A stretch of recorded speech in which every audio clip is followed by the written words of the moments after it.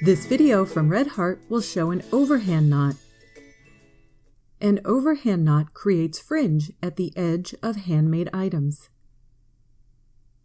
Cut 10 pieces of yarn, each 15 inches long.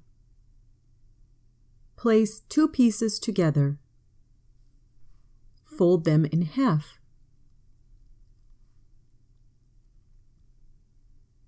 Insert the hook from the bottom up into the work. Pull the center of the strands through the work.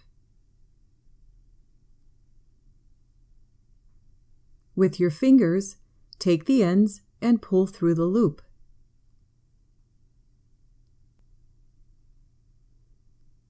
Repeat this process. Place 2 pieces together, fold them in half. Insert the hook, pull the strands through. This time, try using the hook to take the ends through the loop. At the end, trim the fringe if needed. This video was brought to you by Red Heart at redheart.com.